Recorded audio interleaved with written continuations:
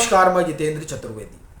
प्रधानमंत्री नरेंद्र मोदी का कमाल देखिए कि कनाडा के प्रशासन की शासन की लाइन ही बदल गई है।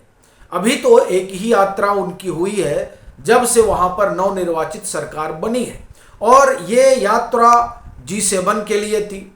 चूंकि कनाडा होस्ट कर रहा था, सो प्रधानमंत्री नरेंद्र मोदी गए, और जो नई सरकार है वो ऐसा लगता है कि भारत के साथ अपने रिश्ते बेहतर बनाना चाहती है। इसीलिए ट्रूडो सरकार से अलग नवनिर्वाचित सरकार ने G7 के लिए प्रधानमंत्री नरेंद्र मोदी को न सिर्फ न्योता दिया, बल्कि जिस चीज को लेकर भारत लगातार कह रहा है वो है आतंकवाद। आतंकवाद के खिलाफ लड़ाई में भारत के साथ कंधे से कंधा मिलाकर चलने के लिए कनाडा की सरकार तत्पर दिखाई दे रही है। जी हां, और ये नाहक नहीं कहा जा रहा है। दरअसल वहां के खुफिया विभाग की जो रिपोर्ट है, उस रिपोर्ट ने ये स्पष्ट कर दिया है कि भारत के खिलाफ वहां की धरती का इस्तेमाल चरमपंथी नहीं कर सकते हैं।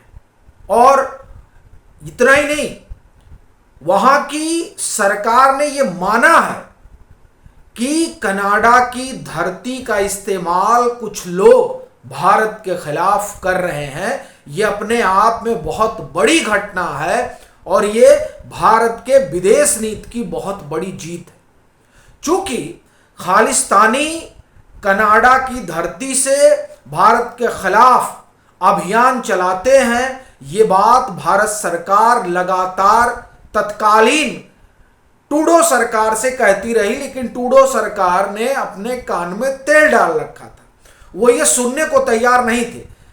उन्होंने तो हद पार कर दी थी जब इन मामलों में वो NSA को, भारत के गृह मंत्री को, मतलब इस तरीके से वो आरोपी बना रहे थे कि मानो लग रहा था कि कनाडा जो है वो भारत के साथ संबंधों की कोई परवाह नहीं कर रहा है, और उसने तय कर रखा है कि वो उसी ढर्रे पर चलेगा जिस ढर्रे पर भारत का जो पड़ोसी है वो चलता है। लेकिन जो मौजूदा सरकार है, उस सरकार ने ये एकदम स्पष्ट कर दिया है कि वो आतंकवाद के खिलाफ जो वैश्विक लड़ाई है, जो भारत की लड़ाई है, उसमें वो भारत के साथ खड़ा है। और ये कहा क्यों जा रहा है? कहा इसलिए जा रहा है क्योंकि कनाडा की खुफिया agency Canadian security intelligence services ने अपनी 2024 की वार्षिक रिपोर्ट में पहली बार सार्वजनिक रूप से स्वीकार किया कि खालिस्तानी चरमपंथी कनाडा को मुख्य रूप से भारत में हिंसा को बढ़ावा देने, धन जुटाने और योजना बनाने के लिए आधार के रूप में इस्तेमाल करते हैं। यानी ये रिपोर्ट कह रही है कि ये जो खालिस्तानी चरमपंथी हैं, ये कनाडा की धरती का इस्तेमाल कर रहे हैं भारत के खिलाफ आतंकवाद फैलाने में। अब आप देखिए, इसमें इतना ही नहीं लिखा है, इसमें यह भी कहा गया है कि भारत सरकार ये लगातार कहती रही है कि जो कनाडा है वो खालिस्तानियों की, या जो खालिस्तानी चरमपंथी हैं उनकी सुरक्षित पनाहगाह बन चुका है। इस रिपोर्ट में जो सबसे बड़ी बात सामने आई है वो ये कि कनाडा ने पहली बार चरमपंथी शब्द का इस्तेमाल खालिस्तानी आंदोलनकारियों के लिए, जो वो खालिस्तानी आंदोलनकारी कहते थे वो लोग, तो पहली बार उन्होंने इनको खालिस्तानी आंदोलनकारी नहीं, आतंकवादी माना है, चरमपंथी माना है, और इस शब्द का इस्तेमाल किया गया है। ये भारत की बहुत बड़ी कूटनीतिक जीत है, क्योंकि भारत ही आज से नहीं, भारत वहां पर एक लंबे अरसे से ये कहता रहा है कि ये जो कनाडा की धरती का इस्तेमाल कुछ चरमपंथी जो है खालिस्तानी, वो भारत के खिलाफ कर रहे हैं। लेकिन इस बात को कनाडा की सरकार समझने के लिए तैयार नहीं हुआ करती थी। लेकिन जो मौजूदा सरकार है वो स्पष्ट तौर पर, आप एक तरह से कहें कि वो इसको मान रही है। 1985 के एयर इंडिया बम धमाके के बाद यह पहली बार है कि खालिस्तानियों के खिलाफ सरकारी स्तर पर इतने स्पष्ट शब्दों का इस्तेमाल किया गया है। रिपोर्ट में कनाडा बेस्ड खालिस्तानी एक्सट्रीमिस्ट को पॉलिटिकली मोटिवेटेड वायलेंट एक्सट्रीमिज्म श्रेणी में शामिल किया गया है। इस रिपोर्ट में एक बात और कही गई है। इस रिपोर्ट में सिर्फ खालिस्तानी तत्व ही नहीं बल्कि पाकिस्तान को भी कनाडा में विदेशी हस्तक्षेप के लिए जिम्मेदार माना गया है।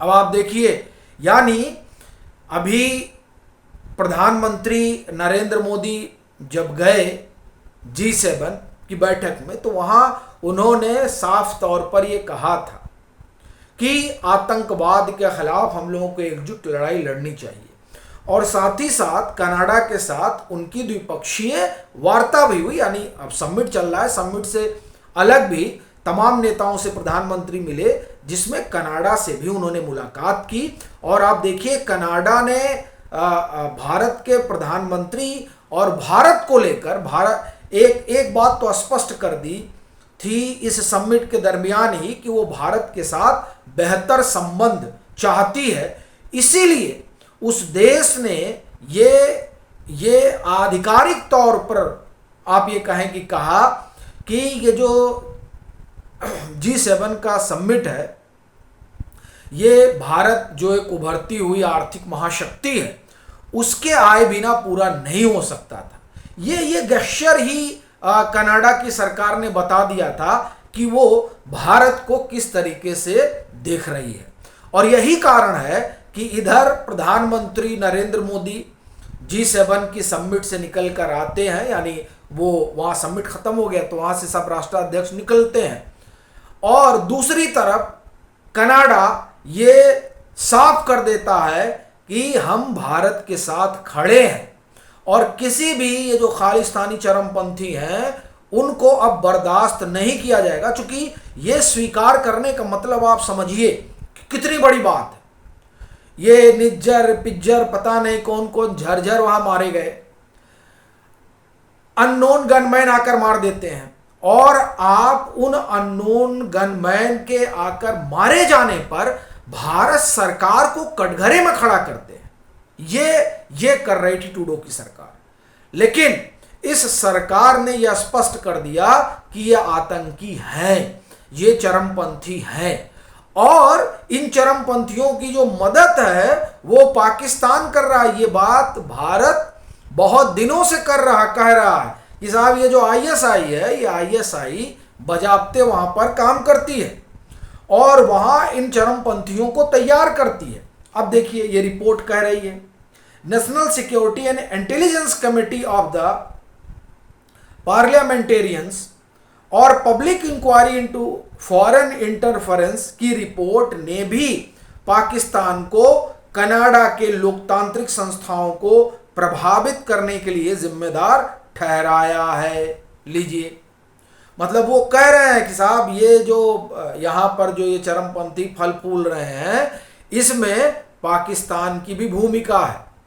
अब आप देखिए, ये बड़ी बात है और ये कनाडा की सरकार ने बड़ा खुलासा किया है। इस खुलासे ने 2-3 चीजें बड़ी स्पष्ट कर दी हैं। पहला, भारत के साथ कनाडा संबंध अपना बेहतर करना चाह रहा है। दूसरा, वो अपनी ज़मीन का इस्तेमाल इन चरमपंथियों को भारत के खिलाफ नहीं करने देगा। तीसरा, पाकिस्तान की भूमिका है, इस बात को कनाडा ने स्पष्ट कर दिया, और ये कनाडा ऐसे समय में स्पष्ट कर रहा है जब मुनीर के साथ ट्रंप लंच कर रहे हैं और कह रहे हैं कि मैं बड़ा जो है सम्मानित महसूस कर रहा हूं। खैर, ऐसे समय में जब ये खुलासा होता है तब ये एक बात तो स्पष्ट हो जाती है कि भारत जिस चीज को लगातार उठाता रहा है वो उस बात को वो देश भी मानने लगे हैं जो देश कल तक इनकार करते थे, उसमें कनाडा शुमार है। तो ये जो आप एक तरह से कहें कि भारत की कूटनीतिक जीत है, और प्रधानमंत्री नरेंद्र मोदी का तो कमाल है ही है कि कनाडा का प्रशासन जो कल तक इन मामलों से मुंह फेरता रहा, वो अब सीधे सीधे कह रहा है कि खालिस्तानी चरमपंथी जो है वो कनाडा की धरती का इस्तेमाल भारत के खिलाफ कर रहे हैं, और इन चरमपंथियों को एक तरह से आप कहा जाए कि पाकिस्तानी सहायता भी मिलती है। ये सारी बातें स्पष्ट हो चुकी हैं। अब ये देखने वाली चीज रहेगी कि कनाडा की सरकार इस पर क्या कार्रवाई करती है। आप सभी जुड़े, उसके लिए आपका आभार।